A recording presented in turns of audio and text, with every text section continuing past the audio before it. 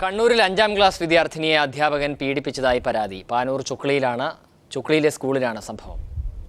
Chokli U P school അധ്യാപകൻ 5ാം തരം വിദ്യാർത്ഥിനിയെ staff റൂമിൽ വിളിച്ചു വരുത്തി പീഡിപ്പിക്കാൻ ശ്രമിച്ചതായാണ് പരാതി.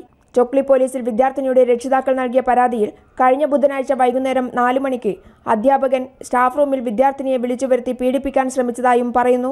കുതിരയോടെ വീട്ടിലെത്തിയ വിദ്യാർത്ഥിനി മണ്ണെണ്ണ കഴിച്ച് ആത്മഹത്യ ചെയ്യാൻ ശ്രമിച്ചതോടെ ആശുപത്രിയിൽ പ്രവേശിപ്പിക്കുകയായിരുന്നു. അവളെ കെട്ടിപ്പിടിച്ചിട്ട് അവളെ ഇളക്കുന്നില്ല.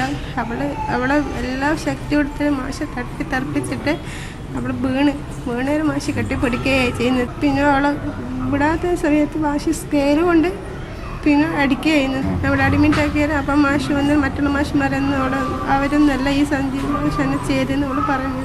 GSTU പ്രാദേശിക നേതാവായ സഞ്ജീവ് എന്ന അധ്യാപകനെ പോലീസ് സ്റ്റേഷനിൽ വിളിപ്പിച്ച് ചോദ്യം ചെയ്ത ശേഷം വിട്ടയച്ചു.